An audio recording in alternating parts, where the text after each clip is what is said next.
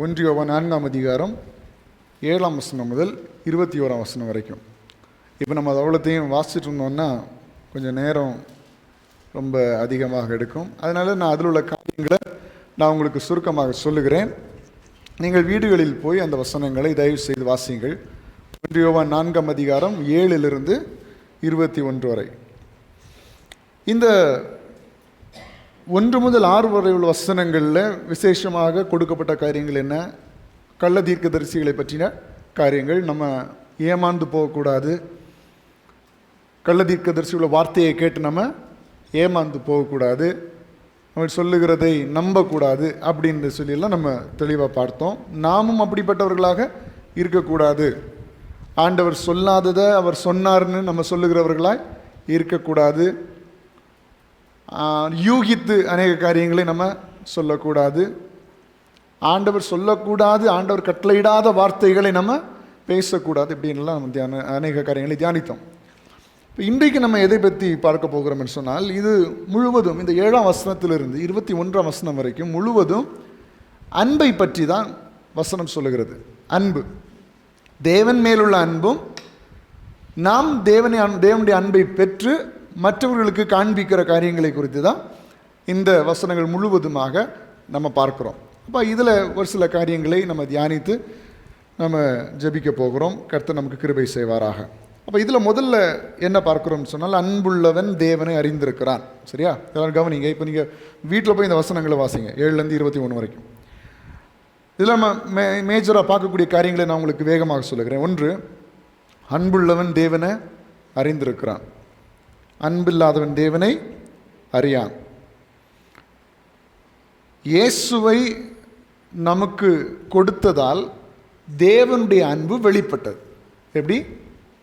இயேசுவை உலக மனுஷனுக்காக தேவன் ஒப்பு கொடுத்ததால் அவருடைய அன்பு நம்மிடத்தில் வெளிப்பட்டிருக்கிறது. எப்படி வெளிப்பட்டது? நம்ம எந்தவித ஆசீர்வாதத்துக்கும் தகுதி இல்லாதவர்களாக இருந்தோம். ஆண்டவருடைய எந்த நன்மைகளுக்கும் தகுதி இல்லாதவர்களாக இருந்தோம்.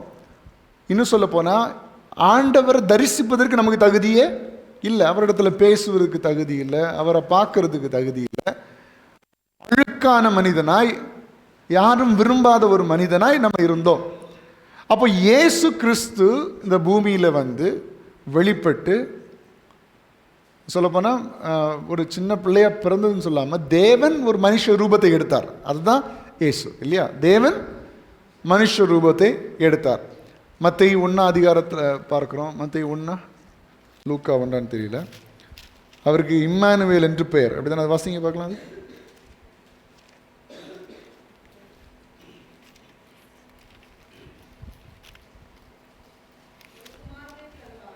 அது மத்தேயு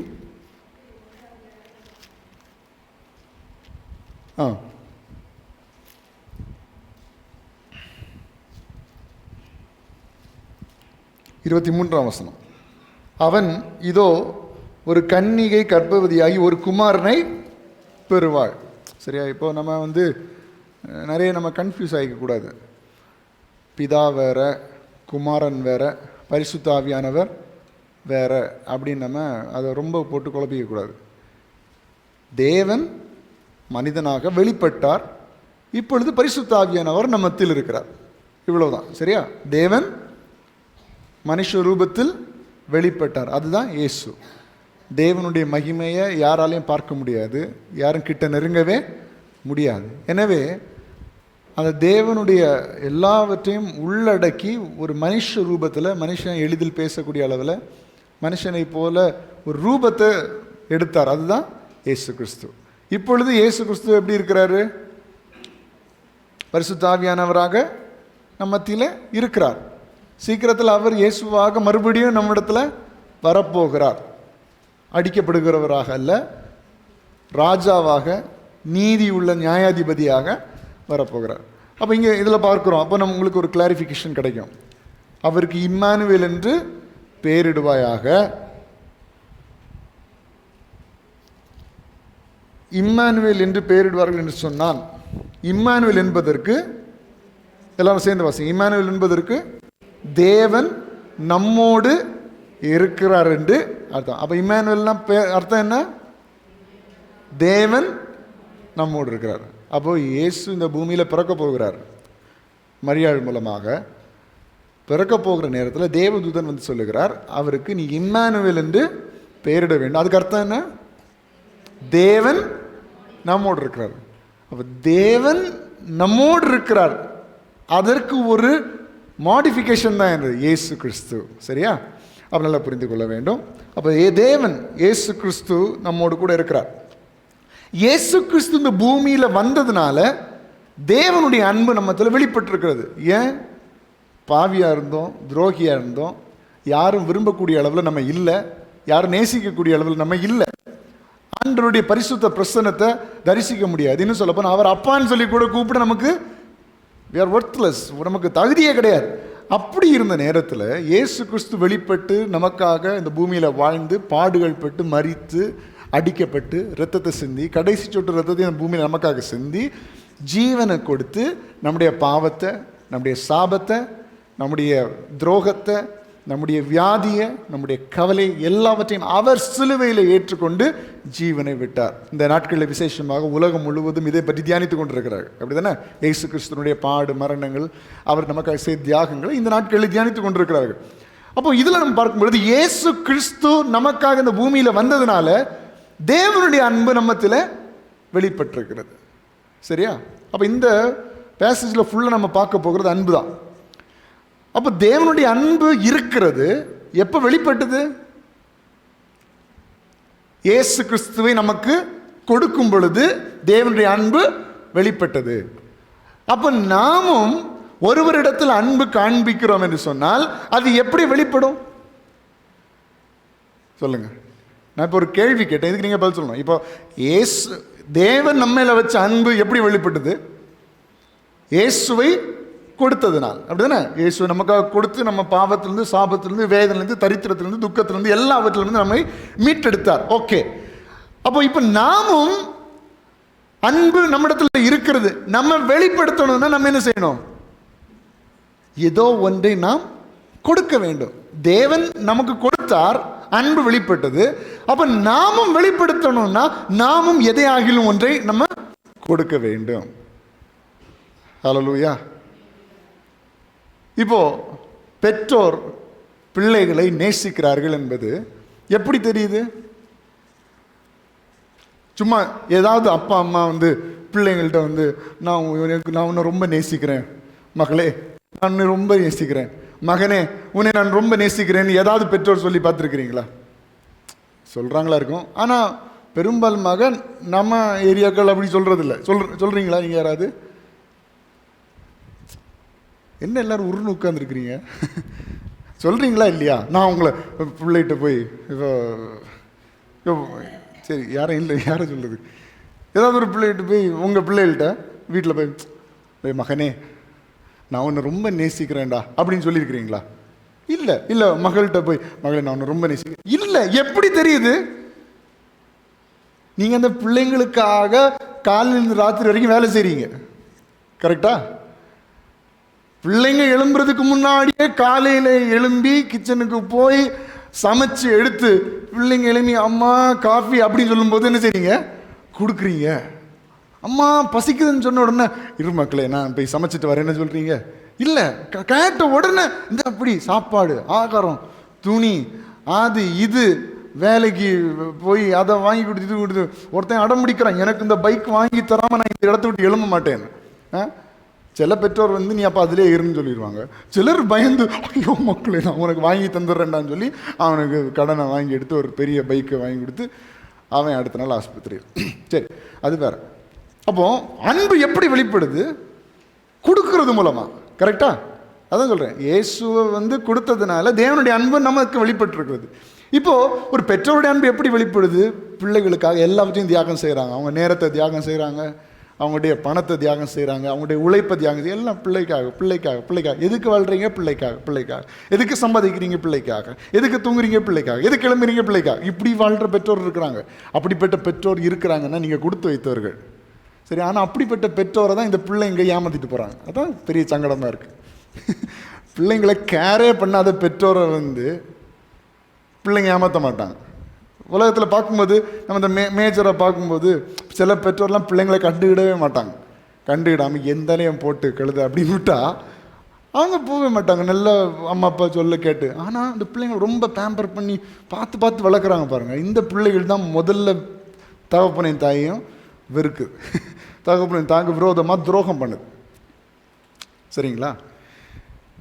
அப்போ நான் இப்போ எதுக்கு இதை சொல்ல வந்தேன்னா, அன்புன்னா ஏதோ ஒன்றை கொடுக்கும், ஏதோ ஒன்றை கொடுக்கும். வெறும் வாயில் வடை சுடுறதுல அன்பு கிடையாது. புரிஞ்சுக்கிறீங்களா? ஐயோ நான் உன்னை ரொம்ப நேசிக்கிறேன், I love you so much, இதெல்லாம் என்னது? வெறும் தோசை கரண்டி வச்சு சுடுறது தான் இது எஃபெக்ட். ஆனால் உண்மையில் உள்ள அன்பு சில வேளை வாயில் வராதா இருக்கும், ஆனால் செயல்களில் தெரியும். அவங்களுக்காக எல்லாவற்றையும் செய்வாங்க, அவங்களுடைய காரியங்களெல்லாம் பார்த்து கொள்வார்கள் செயலில். அதான் முதல்ல அன்புங்கிறது எப்படி நிரூபிக்கப்படுகிறதுனா, ஏதோ ஒன்று நம்ம கொடுக்குறோம். We give something. நம்ம நேரத்தை கொடுக்குறோம், நம்முடைய பலத்தை கொடுக்குறோம், நம்முடைய தாளந்துகளை கொடுக்குறோம். எவ்வளோ பிஸியாக இருந்தாலும் ஒரு குறிப்பிட்ட நபருக்காக நம்ம என்ன செய்வோம்? நேரத்தையே ஒதுக்குறோம். இதே அன்பை ஆண்டு விடத்தில் காண்பிக்கிறோமான்னு சொல்லி ஒரு கேள்வி கேட்கணும். எவ்வளோ பிஸியாக இருந்தாலும், எவ்வளவு காலையிலேருந்து ராத்திரி வரைக்கும் பிஸியாக இருந்தாலும், நமக்கு விருப்பமான ஒரு மனிதனுக்கோ இல்லை ஒரு மனுஷிக்கோ இல்லை ஒரு குடும்பத்தினருக்கோ இல்லை ஒரு வேலைக்கோ நம்மளால் நேரத்தை ஒதுக்க முடியுதில்ல. ஆண்டவருக்கும் என்னால் நேரத்தை ஒதுக்க முடியுதா அப்படின்னு ஒரு கேள்வியை நம்ம என்ன செய்யணும்? கேட்கணும். கேட்டால் தான் நாமும் கொடுக்கிறோம் என்று அர்த்தம். தேவன் கொடுத்துட்டார். தேவன் நமக்கு அவருடைய அன்பை, அவருடைய எல்லா ஜீவனே கொடுத்துட்டார். இதுக்கு மேலே என்ன கொடுக்க முடியும்? அவர் ஜீவனை கொடுத்து அவருடைய பிள்ளைகளாக நம்ம மாற்றி விட்டார்.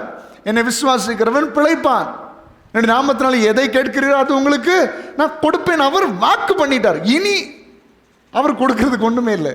அவருடைய எல்லாவற்றையும் என்ன செய்தாச்சு? நமக்காக தந்தாச்சு. இப்போ நம்ம கொடுக்க வேண்டியதான் பாக்கி. இப்போ நமக்கு மேலே ஒரு கடமை இருக்குது. என்னென்னா, நம்ம ஆண்டவருக்கும் கொடுக்கணும், மனுஷனுக்கும் கொடுக்கணும். எல்லாம் சொல்லுங்கள், நான் ஆண்டவருக்கும் சொல்லுங்கள், ஆண்டவருக்கும் நான் கொடுக்கணும், மனுஷனுக்கும் நான் கொடுக்கணும். ஆண்டவருக்கும் என் அன்பை கொடுக்கணும், மனுஷனுக்கும் என் அன்பை கொடுக்கணும். இதை தான் இந்த வேத வசனம் நமக்கு மீண்டும் மீண்டும் நமக்கு தெரிவிக்கிறது. அப்போ முதல்ல சொன்னேன், இயேசு கிறிஸ்துவை நமக்கு கொடுத்ததுனால தேவனுடைய அன்பு நம்மிடத்தில் வெளிப்பட்டிருக்கிறது. அப்போ நாமும் நம்மை கொடுப்பதுனால, நம்முடைய நேரத்தை கொடுப்பதுனால, நம்முடைய பலத்தை கொடுப்பதுனால, நம்முடைய தாளந்துகளை கொடுப்பதுனால நம்முடைய அன்பும் வெளிப்படுகிறது. சரியா? இப்போ யாராவது உங்களை நேசிக்கிறேன்னு சொன்னால் முதல்ல நீங்கள் என்ன கேட்கணும்? நீ என்ன செஞ்சேன்னு முதல்ல கேட்கணும். சரியா? சில பிள்ளைங்க மயக்கிறதுக்கு வேண்டி சொல்லுவாங்க, அப்பா எனக்கு உங்களை ரொம்ப பிடிக்கும்ப்பா அப்படின்னு. பிடிக்கும்னா நீ என்ன செஞ்ச அப்பாவுக்காக கேட்டுருங்க. உடனே அம்மாவுக்காக நீ என்ன செஞ்ச? என்ன செய்யணும்? வாழ்ந்து காட்டணும். அவர்களுடைய விருப்பத்தை நிறைவேற்றுகிறவர்களாக, எதையாவது ஒன்றை கொடுக்கிறவர்களாக நம்ம என்ன செய்ய வேண்டும்? மாற வேண்டும். சரி, ஓகே. இந்த வசனங்களே நம்ம கொஞ்சம் வாசிக்கலாம்னு நினைக்கிறேன். 11ஆம் வசனத்துக்கு வாங்க. பிரியமானவர்களே, தேவன் இவ்விதமாய் நம்மிடத்தில் அன்பு கூர்ந்திருக்க நாமும் ஒருவரிடத்தில் ஒருவர் அன்பு கூற கடனாளியா இருக்கிறோம். அந்த வார்த்தையை கவனிங்க. நம்ம யாரா? கடனாளி. எல்லாம் ஒரு முறை கூட எல்லாம் சேர்ந்து வாசிங்க பார்க்கலாம். 11ஆம் வசனத்தை, பிரியமானவர்களே, தேவன் இவ்விதமாய் நம்மிடத்தில் அன்பு கூர்ந்திருக்க நாமும் ஒருவரிடத்தில் ஒருவர் அன்பு கூற கடனாளியா இருக்கோம். இப்போ மற்றவங்க நம்மளை நேசிச்சதுனால நம்ம கடனாளி இல்லை. ஹலோ, உங்களுக்கு புரியுதா? உங்களுக்கு மற்றவங்க அவங்க என்னை நேசிச்சாங்க, அவங்க நான் கஷ்டப்படும் போது எனக்கு நல்ல உதவி செஞ்சாங்க, அதனால நான் கடனாளியா இருக்கணும். நான் ஏன் கடனாளியா இருக்கிறேன்னா, ஆண்டவர் என்னை நேசிச்சாரு, எனவே நான் மற்றவர்களை நேசிக்க கடனாளியா இருக்கிறேன். எத்தனை பேர் சொல்ல புரியுது? இப்போ நம்ம எப்படி கடனாளின்னா எப்படி நம்ம யோசிப்போம்? இப்போ நமக்கு ஒரு கஷ்டம் வரும்போது, ஃபார் எக்ஸாம்பிள் இப்போ நமக்கு ஒரு ஹாஸ்பிட்டலில் ஒரு நல்ல தேவை வருது, திடீர்னு எதிர்பாராத விதமாக நம்ம குடும்பத்தில் யாருக்கோ, நம்ம ஃபேமிலியில் யாருக்கோ ஹாஸ்பிட்டலில் அட்மிட் ஆக வேண்டிய ஒரு சூழ்நிலை வந்துருச்சு. அட்மிட் ஆன உடனே நிறைய லட்சங்கள் தேவைப்படுது. அப்போ ஒரு ஃபேமிலி நமக்கு உதவி செய்கிறாங்கன்னு வச்சுக்குவோம். அப்போ நமக்கு மனசுக்குள்ளே என்ன இருக்கும்? உதவி செய்யணும், கடனாக தராமல் அவங்க ஏதோ உதவியாட்டம் செஞ்சுட்டாங்கன்னு வச்சுக்குவோம். அப்போ நம்ம மனசில் எப்படி இருக்கும்? ஐயோ, என் குடும்பத்தில் உள்ளவங்க ஹாஸ்பிட்டலில் இருக்கும்போது அவங்க எனக்கு அவ்வளவு உதவி செஞ்சாங்க, நானும் எனக்கு பணம் வரும்போது கண்டிப்பாக அவங்களுக்கு எதையாவது ஒன்று செய்யணும். வருதா இல்லையா? ஆனால் வேதவசனம் சொல்லுகிறது, அவன் செஞ்சாலும் சரி செய்யலாலும் சரி, அது மேட்ரு கிடையாது. நம்ம ஏன் கடனாளியாக இருக்கிறோம்னா, தேவன் இவ்விதமாய் நம்மிடத்தில் அன்பு கூர்ந்தபடியினால், தேவன் இவ்வளவாய் நம்மை நேசித்தபடியால், தேவன் நம்மை வாழ வைத்தபடியால், தேவன் நம்மை போஷித்தபடியால், தேவன் நமக்கு ஜீவனை தந்தபடியால், தேவன் நமக்கு ஆரோக்கியத்தை தந்தபடியினால் நாம் மற்றவர்களை நேசிக்க கடனாளியா இருக்கிறோம். அப்ப இனி நீங்க யாரை பார்த்தாலும் எப்படி தான் பார்க்கணும்? அவங்ககிட்ட இருந்து நம்ம ஏதோ கடன் வாங்கி இருக்கிறோம் அப்படிதான் பார்க்கணும். ஆண்டவர் சொல்லியிருக்கிறாரு, வேற எதுல கடன் இல்லை, நீ அன்பு செலுத்த கடனாளியா இருக்கிறாய். அன்பு வசனம், இது எதுவுமே நம்ம சொந்த கருத்து கிடையாது, வசனத்தை தான் நான் விளக்கி சொல்லிட்டு இருக்கிறேன். எனக்கே சில காரியங்களை யோசிக்கும்போது ரொம்ப புதுசாக இருக்குது. இப்படிலாம் ஆண்டவர் செய்ய சொல்லுகிறாரு. உண்மை அப்படிதான். நம்ம என்னென்னா நம்ம ஏதோ சும்மா நினைக்கிறது இல்லை. ஆண்டவர் நம்ம நேசித்ததுனால நான் மற்றவங்களை நேசிக்க கடனாளியாக இருக்கிறேன். நான் ஒரு பாவப்பட்ட ஒரு மனுஷனை நான் நேசிக்கணும். ஏன் நேசிக்கணும்னா, ஆண்டவர் என்ன நேசிச்சிருக்கிறார். தேவை உள்ளவன் ஒருத்தன் வரும்போது நான் அவனை நேசிக்கணும். ஏன் நேசிக்கணும்? ஆண்டவர் என்ன நேசிச்சிருக்கிறார். ஐயோ அம்மா பசிக்குதுன்னு ஒருத்தன் சொல்லிட்டு வரும்போது நான் அவனை பார்த்து மனதுருகி என்னால் முடிஞ்ச ஆகாரத்தை அவனுக்கு கொடுக்கணும். ஏன்? ஆண்டவர் என்ன நேசிச்சிருக்கிறார். ஒருத்தர் நல்ல வஸ்திரம் இல்லாமல் அழுக்கான வஸ்திரத்தோடு வரும்போது எதையாவது ஒன்று பண்ணி அவனுக்கு ஒரு நல்ல வஸ்திரத்தை நான் என்ன செய்யணும்? கொடுக்கணும். ஏன்னா தேவன் என்னை நேசித்திருக்கிறார். நல்ல வீடு இல்லை, தங்குவதற்கு இடம் இல்லை, வசதி இல்லை, ரோட்டோரங்களிலும் கடைகளிலும் படுத்து நைட்டு தூங்கிட்டு இருக்கிறான். அதை பார்த்தா நமக்கு ஒரு இறக்கம் வரணும். எதையாவது செஞ்சு அவனுக்கு ஒரு நல்ல அடைக்கலத்தை கொடுக்கணும். ஏன்னா தேவன் என்னை நேசிச்சிருக்கிறார். புரியுதுங்களா உங்களுக்கு? மற்ற ஒருத்தனை பார்த்தாலே நம்ம எப்படி பார்க்கணும்? ஐயோ, நான் அவங்க மேலே அன்பு காண்பிக்கணுமே. அவங்களுடைய தேவைகள் அன்பு காண்பிக்கணும்னா வித்தியாசமாக நினச்சிடக்கூடாது. இந்த தேவைகள் கொடுக்கறதன் மூலமாக நம்முடைய அன்பை என்ன செய்யணும்? வெளிப்படுத்தணும். வேற எப்படியும் கிடையாது. கொடுக்கறது மூலமாக நம்மளால் முடிஞ்சதை அவங்களுக்கு செய்து நம்முடைய அன்பை அவர்களுக்கு காண்பிக்க வேண்டும். அதான் அன்பு கொடுக்கும் என்பதை புரிந்து கொள்ளுங்கள். தேவன் கொடுத்தார், நாமும் அந்த அன்பை வெளிப்படுத்துகிறவர்களாக இருக்க வேண்டும். சரியா?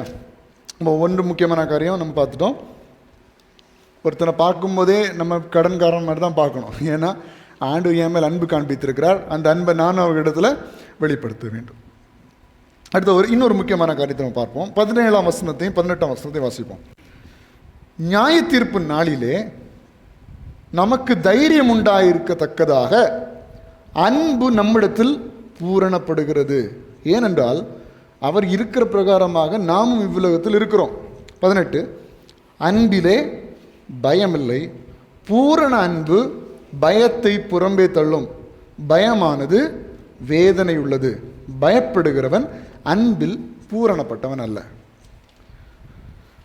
அன்பு இந்த உலகத்தில் மட்டும் கிரியை செய்கிறது இல்லை, நியாய தீர்ப்பு நாளிலையும் அன்பு நமக்காய் உதவி செய்கிறது. நீங்கள் இப்போ அன்புள்ளவங்களா இருந்தீங்கன்னா நியாய தீர்ப்பு நாளிலும் கர்த்தரால் நீங்கள் ஆதரிக்கப்படுவீர்கள். நீங்கள் இங்கே உலகத்தில் வாழும்போது அன்புள்ளவர்களாக இருந்தால் இந்த உலகமெல்லாம் முடிந்து நியாய தீர்ப்பு நாளிலும் கூட நீங்கள் ஆண்டவரிடத்திலிருந்து சகாயம் பெறுவீர்கள். என் அன்பு எண்ணப்படுகிறது அன்னைக்கு வரைக்கும். ஏனென்றால் அவர் இருக்கிற பிரகாரமாக நாம் உலகத்தில் இருக்கிறோம். அன்பிலே பயம் இல்லை.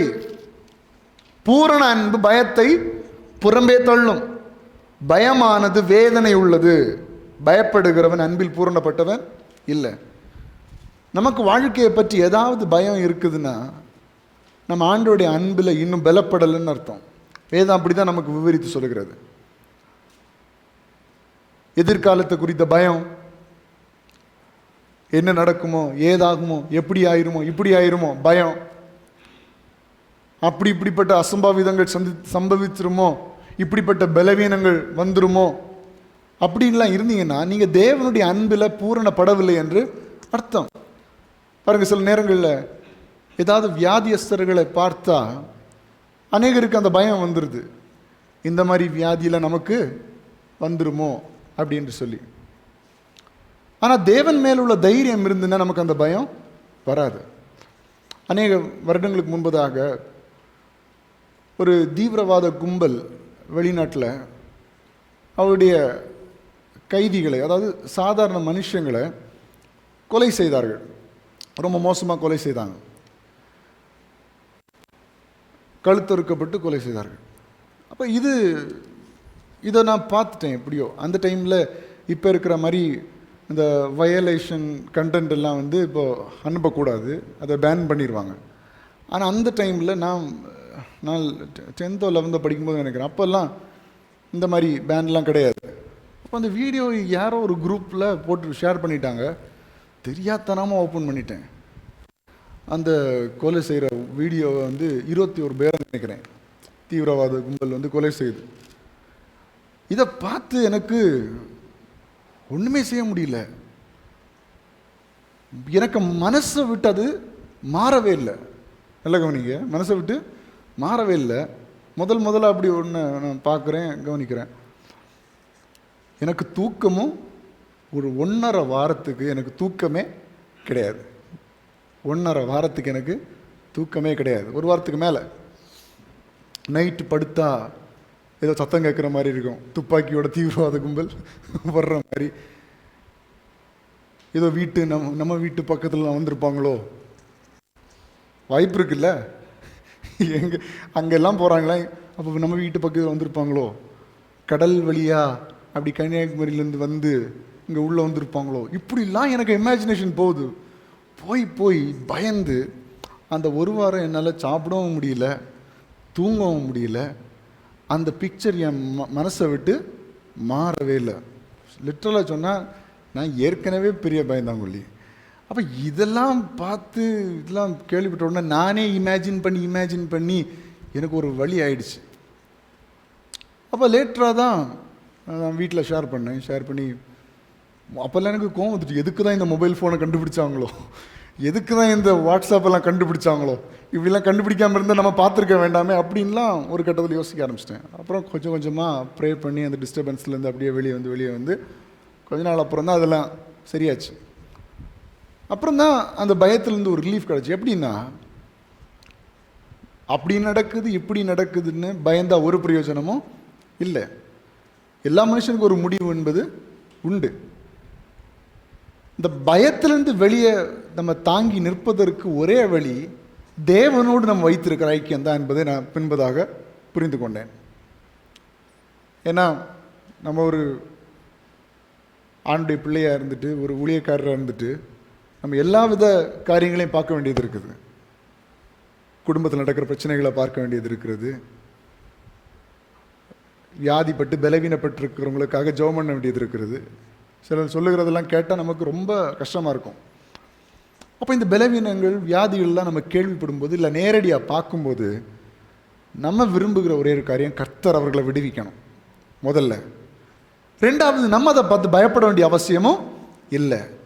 கர்த்தர் அவருடைய கிருபையின்படி நம்மை காத்து வழி நடத்துவார். சரியா? அப்போ யார் ஒரு மனுஷன் தேவ அன்பில் பூரணப்பட்டு தேவனோடு ஐக்கியத்தில் இருக்கிறானோ, நான் சொல்லுகிறேன், அவன் வாழ்க்கையில் பயம் வேலை செய்யாது. நான் ஒரு வசனத்தை எடுக்கலை, ஆனால் அந்த வசனம் இது கரெக்டாக பொருந்தும். நான் உங்களுக்கு பயத்தின் ஆவியை கொடுக்காமல், அதுக்கு பதில் என்ன வாசிங்க பார்க்கலாம். அதை அன்பும், அவ பயத்தின் ஆவியிலிருந்து வெளியே வர்றதுக்கு முதல்ல என்ன வருது? அன்பு, தெளிந்த புத்தி, பலம். எல்லாம் சொல்லுங்க, அன்பு, தெளிந்த புத்தி, பலன். பயத்திலிருந்து நம்ம வெளியே வர்றதுக்கு முதல் காரணம் என்னன்னா, நீங்க ஆண்டவரோடு ஒரு ஐக்கியத்தில் வரணும். ஆண்டவர் மேல உள்ள ஒரு அன்பு உங்களுக்கு வர வேண்டும். எல்லாருக்கும் ஒரே விதமான பயம் இல்லை. நிறைய பேருக்கு ஒவ்வொரு விதமான பயங்கள் இருக்கிறது. சிலருக்கு தங்களுடைய ஃபியூச்சரை நினைச்சு பயம், சிலருக்கு தங்களுடைய எதிர்காலத்தை குறித்து, சிலருக்கு வயசான காலத்தில் நம்ம எப்படி இருப்போங்கிறது நினச்சி பயம். நிறைய பேர் என்றே சொல்லியிருக்கிறாங்க, நான் வயசான காலத்தில் எப்படி இருப்பேன்னு தெரியல மக்களே இப்படிலாம் சொல்லுவாங்கன்ட்டு. நல்லா நடந்து திரியும் போதே ஆண்டவர் என்ன எடுத்துடணும், ஆண்டவர் என்ன படுக்கையில் போட்டுறக்கூடாது அப்படின்னு யார் சொல்கிறது? இன்னைக்கு 35-40 வயசில் உள்ளவங்க சொல்கிறது உண்மைதான். அது எல்லாருக்கும் ஆசை இருக்கும். எதிர்காலத்தை குறித்த பயம் அது பிசாசு கொண்டு வருது. எப்படி இருப்போம், வயசான பிறகு நம்மளை யார் பாப்பா, இதெல்லாம் பிசாசு கொண்டு வர்றது. நீங்கள் ஆண்டுடைய பிள்ளையாக இருந்தால் உங்கள் ஆண்டவர் கைவிட மாட்டார். ஹல்லேலூயா. யார் உங்கள் கூட இருந்தாலும் சரி இல்லைனாலும் சரி, ஆண்டவர் உங்களை விட்டு விலகவே மாட்டார். உங்களை தனியாக தவிக்க ஆண்டவர் விடவே மாட்டார். அந்த நம்பிக்கை முதல்ல உங்களுக்கு வரட்டும். நீங்களும் கொஞ்சம் முயற்சி செஞ்சீங்கன்னா, ஆண்டவரே நான் எப்படி நல்லா இருக்கணும்னு எனக்கு சொல்லித்தாங்க, எப்படி ஆரோக்கியமாக இருக்கணும்னு சொல்லித்தாங்கன்னு கேட்டால் ஆண்டவரே உங்களுக்கு உதவி செய்து அதற்குரிய பாதையில் உங்களை நடத்துவார் அழகாக. அப்போ பயம் ஒவ்வொரு கட்டத்தில் மனுஷனுக்கு பயங்கரமாக இருக்குது. என்ன நடக்கும், என்ன ஆகும், எனக்கு இப்படிப்பட்ட மரணம் வந்துருமோ, இப்படிப்பட்ட வியாதி வந்துருமோ, இப்படிப்பட்ட வாழ்க்கை அமைஞ்சிருமோ. சில ஃபேமிலிஸை பார்க்கும்போது ஐயோ எனக்கு இப்படிப்பட்ட ஒரு ஹஸ்பண்ட் வந்துருவாரோ, சில ஒய்ஃபை பார்க்கும்போது இப்படிப்பட்ட ஒரு மனைவி எனக்கு கிடச்சிருமோ. சிலருக்கு பிள்ளைங்களை பார்த்து பயம், இவன் வளர்ந்து இப்படி ஆயிடுவானோ அப்படி ஆயிடுவானோ, இப்படிலாம் நிறைய பேர் பயப்படுறாங்க. ஆனால் நான் சொல்லுகிறேன், பயம் என்பது அன்பில்லாத ஒரு காரணத்தினால் வரக்கூடிய ஒரு காரியம். அப்போ நீங்கள் அந்த பயத்திலிருந்து வெளியே வரணும்னா முதலில் அன்புள்ளவர்களாக மாற்றப்படணும். சரியா? எனக்கு புரியுது நான் சொல்கிறது? எதை பற்றி நீங்கள் பயந்தாலும் சரி, தேவனோடு உள்ள ஐக்கியம் இருந்துன்னா பயமே இருக்காது. பிசாசை பார்த்தும் பயம் இருக்காது, இருட்டை பார்த்தும் பயம் இருக்காது, எதை பார்த்தாலும் உங்களுக்கு பயம் இருக்கு. ஏன்னா நீங்கள் ஆண்டவரோடு ஐக்கியத்தில் இருக்கிறீர்கள், ஆண்டவரோடு அன்பில் இருக்கிறீர்கள். இன்னொரு முக்கியமான காரணம் என்னென்னா, இப்போ உள்ள இந்த டிவி ஷோஸ், சினிமா படங்கள், இதெல்லாம் என்ன செய்யுதுன்னா மனுஷனை பயமுறுத்துது. சரியா? உங்களுக்கு தெரியாது, நீங்கள் பார்த்துட்டு அதோட முடிஞ்சிருச்சுன்னு நினைக்கிறீங்க. ஆனால் சில மனுஷங்களை பயமுறுத்துறதுக்காகவே சில காரியங்கள் ஏற்படுத்தப்படுகிறது. அப்படி தானே? அப்போ ஒரு ஊழியக்காரர்கிட்ட நான் பேசிகிட்டு இருக்கும்போது அவர் என்கிட்ட சொன்னார், அப்போது என்னென்னா இந்த ஹாரர் மூவிஸ்லாம் எடுக்கிறாங்க இல்லையா, பயமுறுத்துகிற படங்கள், பேய் படங்கள், இப்படிலாம் எடுக்கிறவங்க அவங்களுடைய இன்டென்ஷன் என்னவா இருக்குது, எப்படியா ஆடியன்ஸை எப்படியாவது பயமுறுத்தணும், அவங்க பார்க்கும்போது எல்லாரும் நடுங்கணும் அப்படிங்கிற ஒரு இன்டென்ஷனோடு எடுக்கிறாங்க. அப்படிப்பட்ட இன்டென்ஷனோட இருக்கிற அந்த மனுஷன் கண்டிப்பாக தேவனால் நடத்தப்படுகிற மனுஷனாக இருக்கவே முடியாது. இது ஒரு ஊழியக்காரர் என்கிட்ட சொன்னது, அது எனக்கு ரொம்ப பட்டுச்சு. ஏன்னா நிறைய பேர் இந்த காலத்தில் ஹாரர் மூவிஸை விரும்பி பார்க்குறாங்க, பேய் படங்களை விரும்பி பார்க்குறாங்க, இந்த அழ வைக்கிற மூவியெல்லாம் ரொம்ப விரும்பி பார்க்குறாங்க. அதெல்லாம் கம்ப்ளீட்லி டீமானிக். அது பரிசுத்த ஆவியானவருக்கு அதுக்கு சம்மந்தமே கிடையாது. ஒரு நல்ல ஸ்பிரிட்டுக்கும் அதுக்கு சம்மந்தமே கிடையாது. எப்படின்னா, அப்போ அந்த ஊழியக்காரர் சொல்கிற அந்த மேபி இந்த டைரக்டராக இருக்கலாம், இல்லை அந்த சினிமாட்டோகிராஃபராக இருக்கலாம், இல்லை ஹூவர் இட் மேபி, அவங்களுக்கு பின்பதாக இருந்து அவர்களை இயக்குவது நிச்சயமாக பரிசுத்த ஆவியானவராக இருக்கவே முடியாது. அப்போ அவங்களை இயக்குவது யாராக தான் இருக்கணும்? ஹலோ, ஹாரர் மூவிஸ் பார்த்து பைத்தியம் பிடிச்ச எத்தனை பேர் உண்டு தெரியுமா உங்களுக்கு? தற்கொலை பண்ண எத்தனை பேர் உண்டு தெரியுமா? அவங்களுடைய குடும்ப நிம்மதியை இழந்து, தூக்கத்தை இழந்து தவிக்கிற எத்தனை பேர் உண்டு தெரியுமா உங்களுக்கு? நிச்சயமாக இருக்கிறாங்க. அப்போது இப்படி ஒரு மூவியை டைரக்ட் பண்ணணும், இப்படி ஒரு படத்தை எடுக்கணும்னா அவனுக்கு கண்டிப்பாக பரிசுத்த ஆவியானவர் என்ன செய்ய மாட்டார், ஏவ மாட்டார். என் மகனே, நீ இப்படி ஒரு பேய் படத்தை எடுத்துட்டு வந்து. அப்போ யார் அதை இயக்குகிறது சொல்லுங்க? இந்த வாயில் இதை கேட்கணும்னு நினைக்கிறேன் நான். யார் அவங்களை இயக்குவா? யார் இந்த தாட்ஸை போடுவா? யார் இந்த எண்ணத்தை போடுவா மனசுக்குள்ள? இப்படி காட்டினா பயந்துருவாங்க, இப்படி காட்டினா அவங்கள அழுதுருவாங்க அப்படின்னு யார் இந்த தாட்டை போடுறது சொல்லுங்க? எல்லாம் தனியாக கேட்பேன். யார் இந்த தாட்டை போடுறது? யார் இந்த எண்ணத்தை போடுறது சொல்லுங்க? கேஸா? யார் இந்த எண்ணத்தை போடுறது? கண்டிப்பாக ஒரு பரிசுத்த ஆவியானவர் இல்லைன்ட்டேன். மனுஷனை மகிழ்விக்கிற காரியம் அங்கே இல்லை. அப்போ யார் தான் அந்த எண்ணத்தை போடுவா? சரிங்களா? அப்போ அந்த ஊழியக்காரர் என்ன சொல்கிறாருன்னா, பிசாசினால் இயக்கப்பட்டு பிசாசினால் பயன்படுத்தப்பட்டு வருகிற படத்தை பார்க்கக்கூடிய வாழ்க்கையிலும் பிசாசு என்ன செய்யுமா? கிரியை செய்யும் அப்படின்னு அந்த ஊழியக்காரர் சொல்கிறார். எனக்கு அது ரொம்ப ஆச்சரியமாக இருந்தது.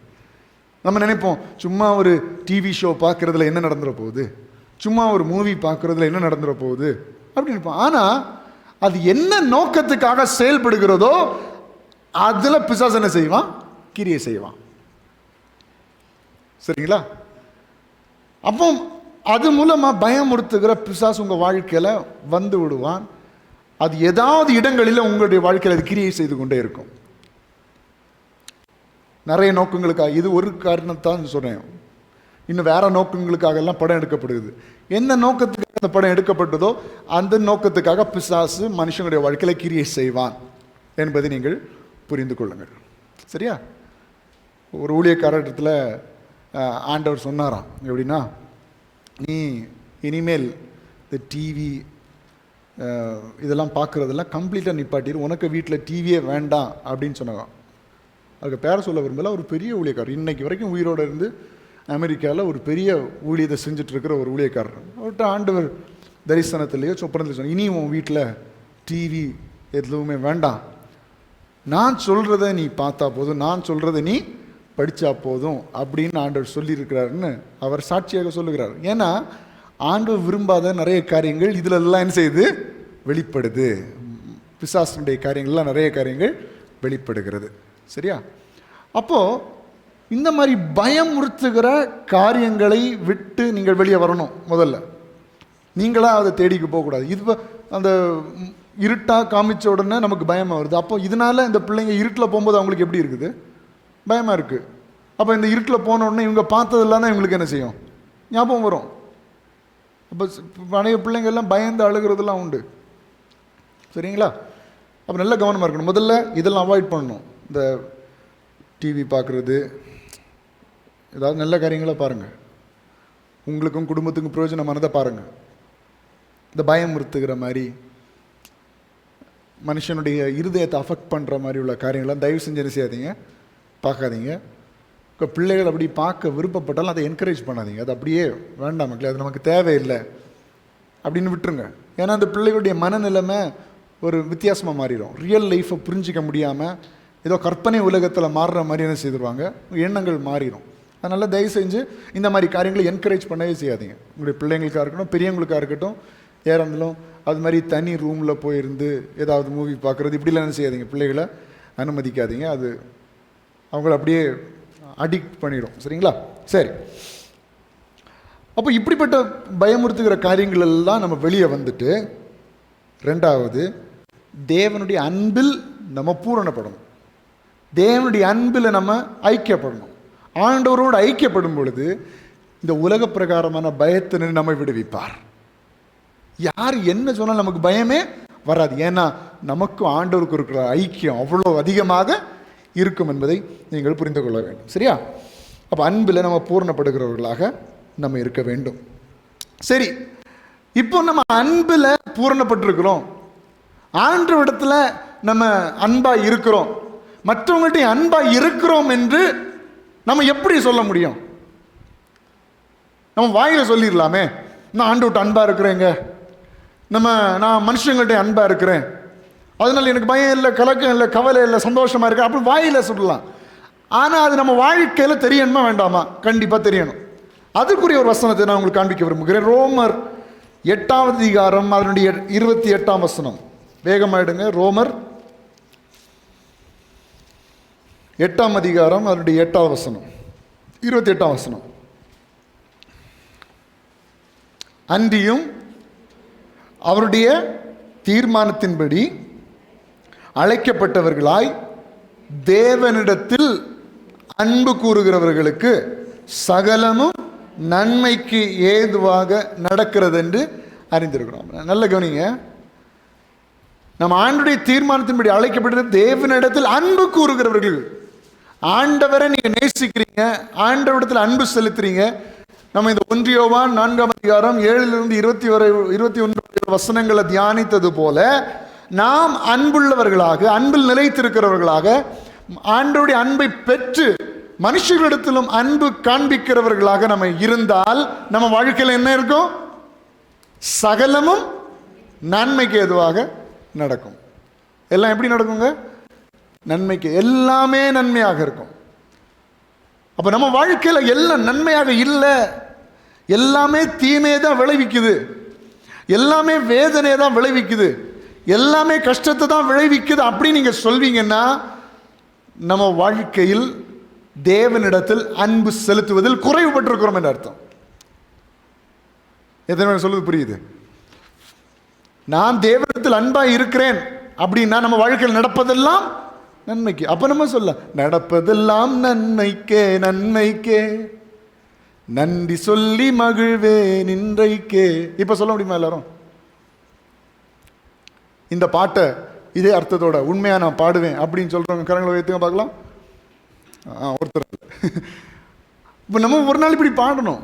என் வாழ்க்கையில் நடப்பதெல்லாமே நன்மைக்கு, என் வாழ்க்கையில் ஆண்டவர் செய்யறதெல்லாமே நன்மைக்கு. என்ன காரியமாக இருந்தாலும் அது நன்மையாக முடியுது, என்ன கஷ்டமாக இருந்தாலும் அது நன்மையாக முடியுது, என்ன தீமைகளாக இருந்தாலும் அதை ஆண்டவர் நன்மையாக மாற்றி தருகிறார். அது யாருக்கு நடக்கும் என்றால் தேவனிடத்தில் அன்பு கூறுகிறவர்களுக்கு சகலமும் நன்மைக்கு ஏதுவாக நடக்கிறது. அல்லேலூயா.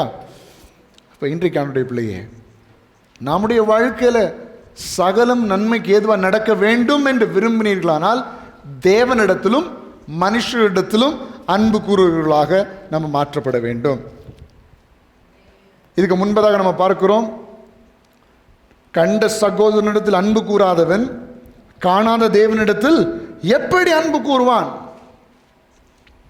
தன் சகோதரனிடத்தில் அன்பு கூறுகிறவன் ஒளியிலே நிலை கொண்டிருக்கிறான், அவனிடத்தில் இடரல் ஒன்றுமில்லை. தன் சகோதரனை பகைக்கிறவன் இருளிலே இருந்து இருளிலே நடக்கிறான், இருளானதன் கண்களை குருடாக்கினபடியால் தான் போகும் இடம் என்னதென்று அறியாதிருக்கிறான். இதெல்லாம் வசனம். அப்போ நல்ல கவனிங்க, தேவனிடத்தில் அன்பு கூறுகிறீர்கள் என்று சொல்வதல்ல, அது எங்கே வெளிப்படும்? அந்த அன்பு மனுஷனிடத்தில் வெளிப்படும். இதுதான் யோவான் மீண்டும் மீண்டும் நமக்கு அதை வற்புறுத்தி சொல்லுகிறார். பாருங்க, நம்ம முதல் நாளில் தியானிக்க ஆரம்பிச்சதுலேருந்து இன்னைக்கு வரைக்கும் இந்த அன்புங்கிற காரியம் எத்தனை இடத்துல வந்திருக்கு கவனிச்சிருக்கீங்களா?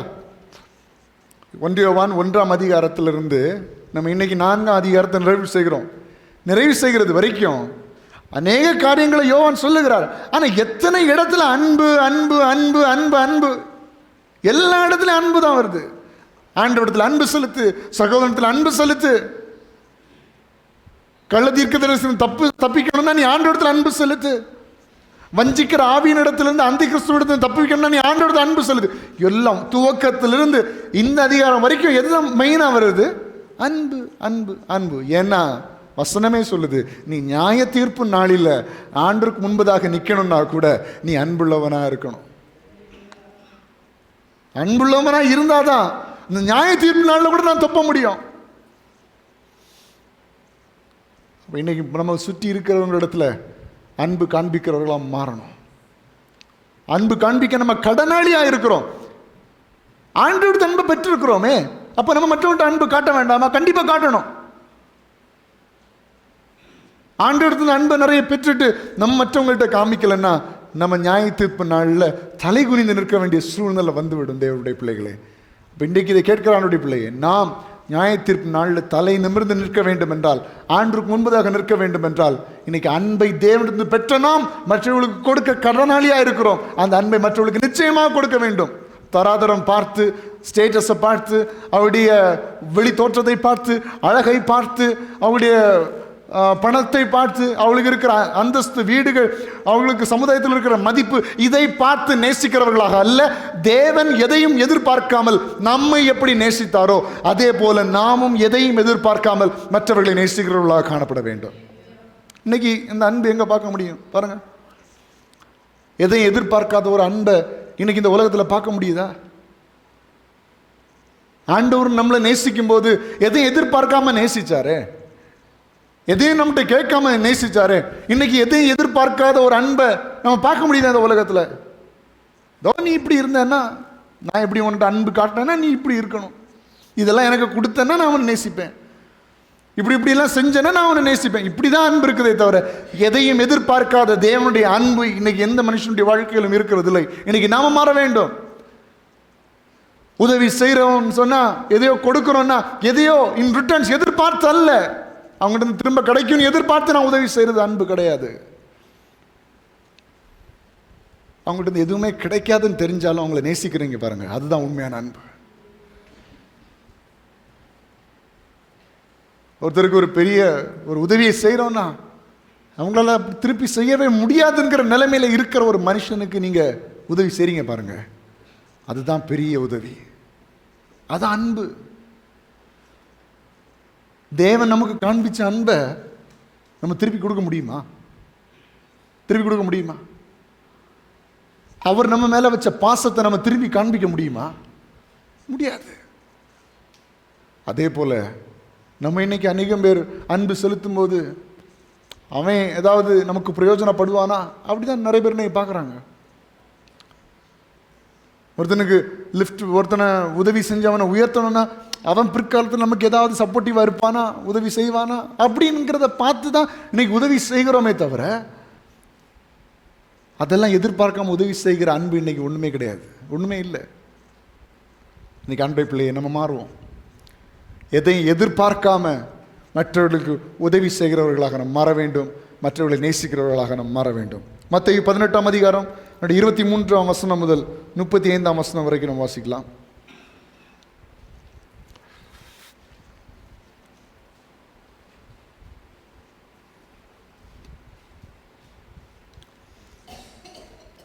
மத்தேயு 18ஆம் அதிகாரம் 23 35 வரை உள்ள வசனங்கள். இங்கே ஒரு மனுஷன் தன்னுடைய அதிகாரியிடத்திலிருந்து அன்பை பெறுகிறான். அதை மட்டும் நம்ம வாசித்து இன்னைக்கு இதை நம்ம இந்த செய்தியை நம்ம நிறைவு செய்ய போகிறோம். மத்தேயு 18:23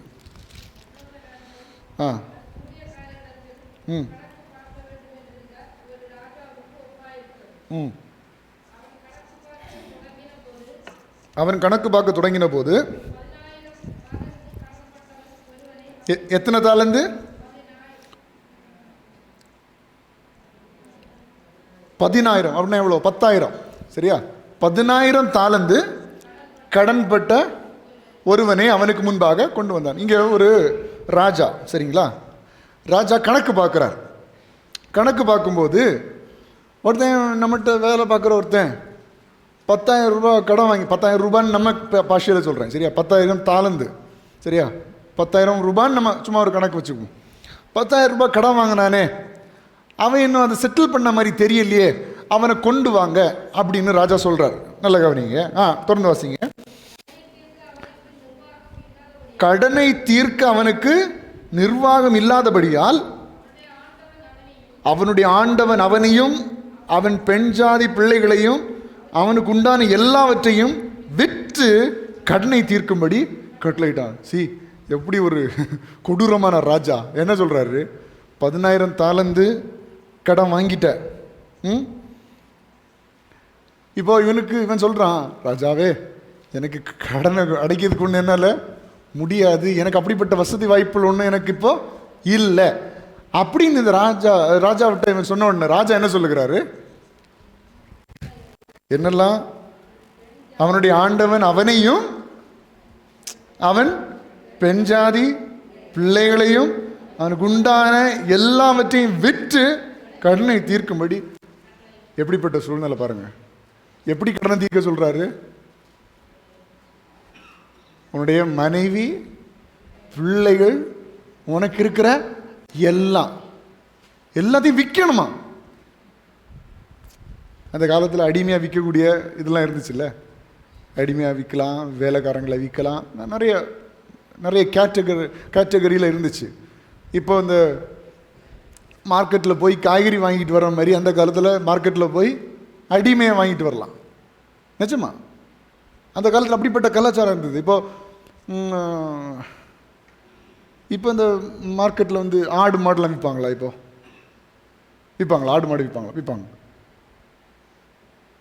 இதை மாதிரி சில இடங்களில் கொஞ்ச நாட்களுக்கு முன்னாடி குதிரைகள் இப்படிலாம் விற்பாங்க மார்க்கெட்டில். குதிரைகளை, கழுதைகளை, ஆடுகள், மாடுகள்லாம் விற்பாங்க.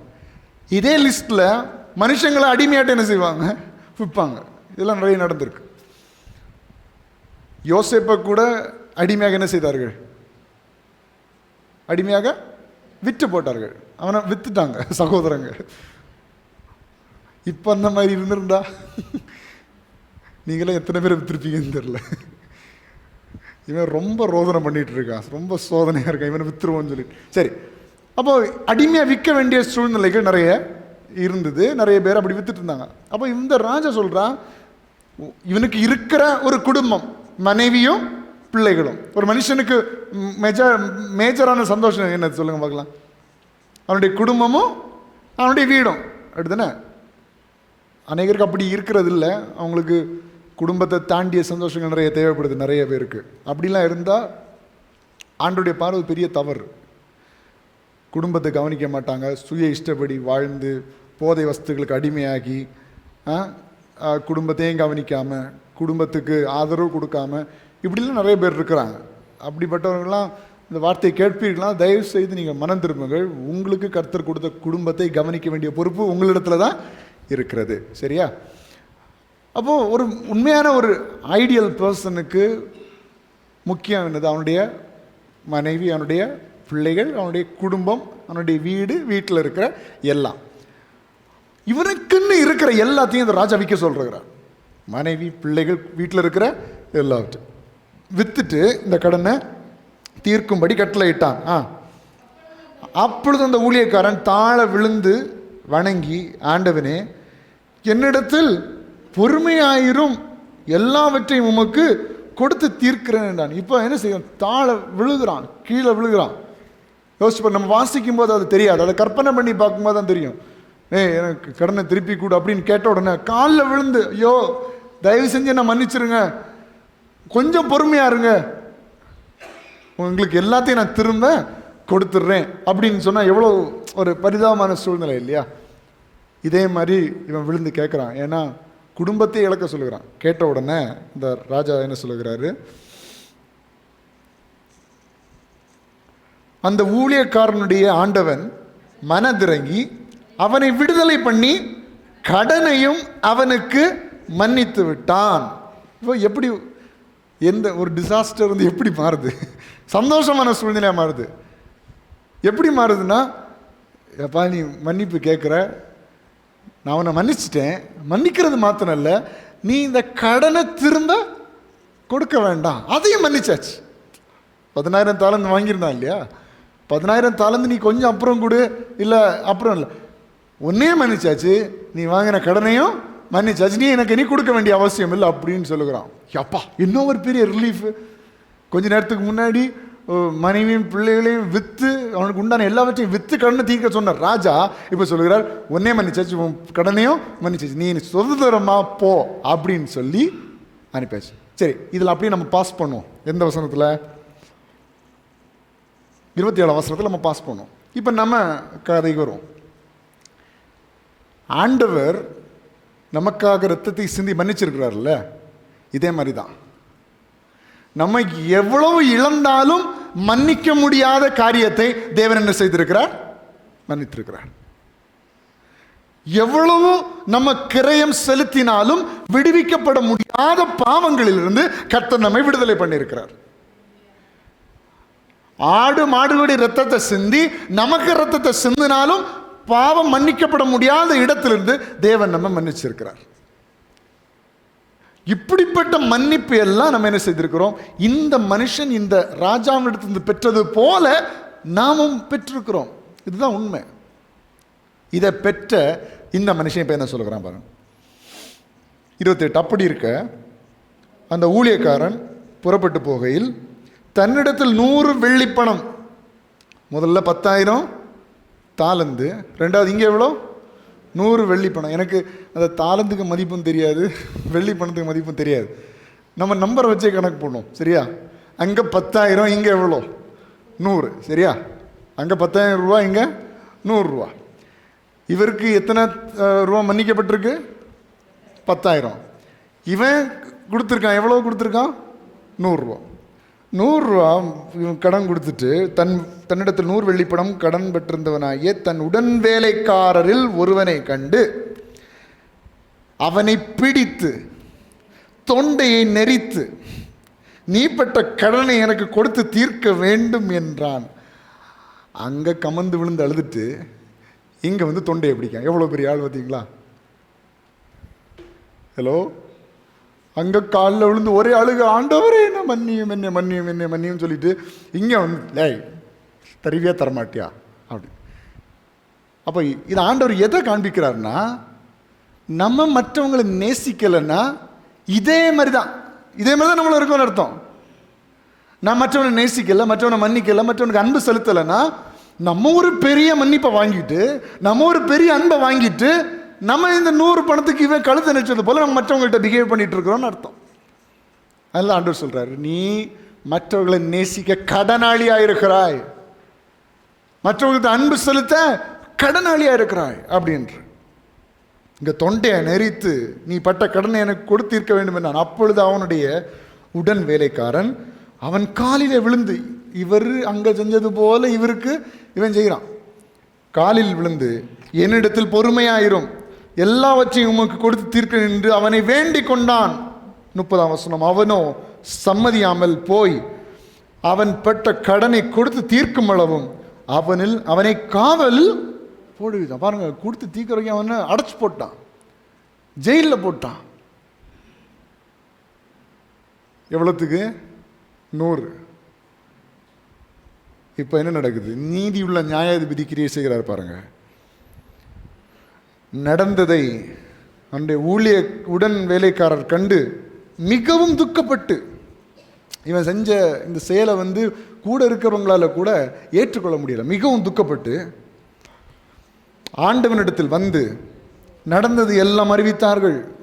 அப்பொழுது அவனுடைய ஆண்டவன் அவனை அழைப்பித்து, பொல்லாத ஊழியக்காரனே, நீ என்னை வேண்டிக் கொண்டபடியினால் அந்த கடன் முழுவதையும் உனக்கு மன்னித்து விட்டேன். நீ என்னிடத்துல கெஞ்சி கேட்டதுனால முழு கடனை உனக்கு தீர்த்தேன்ல.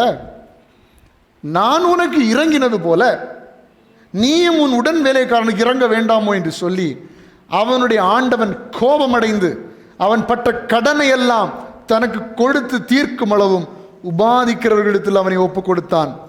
நீங்களும் அவனவன் தன் சகோதரன் செய்த தப்புதங்களை மனப்பூர்வமாய் மன்னியாமற் போனால் என் பரமபிதாவும் உங்களுக்கு இப்படியே செய்வார் என்றார்.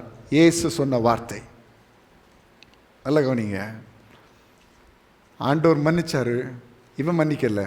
மன்னிக்காததுனால அவன் பட்ட கடனை மீண்டும் செலுத்த வேண்டியதாகிவிட்டது. உபாதிக்கிறவர்களிடத்தில் ஒப்பு கொடுத்தான். அதாவது பனிஷ் பண்றவங்களிடத்துல, கஷ்டப்படுத்துறவங்களிடத்துல அவனை ஒப்பு கொடுத்து அவன் தீர்க்கமளவு அடி வாங்கிட்டே தான் இருக்கணும் அப்படிங்கிற லெவலுக்கு மாற்றிட்டார். ஆண்டோடு இந்த அன்பை பெற்ற நாம் மற்றவர்களுக்கு அன்பை காண்பிக்க கடனாளியாக இருக்கிறோம். நம்ம ஆண்டோடு பெற்ற ஈவு வந்து பெரிய ஈவு. நம்ம ஆண்டோடு பெற்ற அன்பளிப்பு பெரிய அன்பளிப்பு. நம்ம ஆண்டோடு பெற்ற அன்பு பெரிய அன்பு, தெய்வீக அன்பு, அளவிட முடியாத அன்பு. இந்த அன்பை பெற்ற நாம் மற்றவரிடத்திலும் அன்பை காண்பிக்க வேண்டும். ஹல்லேலூயா. இன்னைக்கு எத்தனை பேர் உங்களை நீங்கள் ஒப்பு கொடுப்பீர்கள்? ஆண்டவரே, இதுவரை இருந்தது போல அல்ல ஆண்டவரே, இனி நான் எல்லாரையும் நேசிப்பேன், எல்லார் மேல அன்பு செலுத்த. ஏன்னா அதான் ஆண்டவர் விரும்புகிறார். இயேசு வாழ்ந்தது போல நம்ம வாழ வேண்டும் என்று விரும்புகிறார். எனக்கு பகையே இல்லை ஆண்டவரே அப்படி நம்ம சொல்ல முடியுமா? ஆண்டவரே, எனக்கு யாருக்கு மேலே கசப்பு இல்லை அப்படி நம்ம சொல்ல முடியுமா? யாரையும் நான் ஆண்டவரை வெறுக்கல ஆண்டவரே நம்ம சொல்ல முடியுமா? அவங்கள எனக்கு பிடிக்காது, அவங்கள்ட்ட நான் பேச விரும்பல, அவங்கள நான் பார்க்க விரும்பல, இப்படி நான் சொல்ல மாட்டேன் ஆண்டவரேன்னு உங்களால் இன்னைக்கு சொல்ல முடியுமா? அப்படி ஆண்டவர் இவன்கிட்ட நான் பேச விரும்பல, இவன்கிட்ட நான் சஞ்சரிக்க விரும்பல, இவனுக்கு நான் ஆசீர்வாதத்தை கொடுக்க விரும்பலன்னு ஆண்டவர் ஒரு நாள் தம்முடைய முகத்தை திருப்பினால் நம்மளால் நிற்க முடியுமா? ஆண்டவர் அப்படி இல்லையே. அப்ப இப்படிப்பட்ட வெளியேற பெற்ற அன்பை பெற்ற நாம் மற்றவர்களுக்கு நம்முடைய முகத்தை திருப்பலாமா? மற்றவர்களிடத்துல நான் என்னுடைய அன்புக்கு இவன் தகுதியானவன் இல்லை அப்படி நம்ம சொல்லாமா? இவனை நான் நேசிக்க மாட்டேன்னு சொல்லாமா? உங்களிடத்துல அன்பு காண்பிக்க மாட்டேன்னு சொல்லாமா? இவங்கள எனக்கு பார்த்தாலே பிடிக்கல அப்படின்னு சொல்லாமா? இவங்களுடைய சத்தத்தை கேட்கறதுக்கே பிடிக்கல அப்படின்னு சொல்லாமா? நோ, நம்ம சொல்லக்கூடாது. ஏன்னா அன்பை காண்பிப்பதற்கு நாம் அறிவுறுத்தப்படவில்லை, கடனாளியா இருக்கிறோம். we have to, நம்ம கண்டிப்பா செய்தாக வேண்டும், நம்ம அன்பை காண்பித்தாக வேண்டும். ஏன்னா நம்ம கடனாளியா இருக்கிறோம் அன்பிற்கு. ஆண்டவர் நம்மை அன்பை காண்பித்தபடினால் இன்றைக்கு நம்முடைய கடன்களை அடைக்கிறவர்களாக நம்மை கர்த்தர் மாற்றுவாராக. ஆமென். அன்பை காண்பிக்கிறவர்களாக கர்த்தர் நம்மை மாற்றுவாராக. எல்லாரும் இப்படி இருக்கிற எழுமி நிற்போம். நம்ம ஜெபித்து கடன் செல்ல போகிறோம்.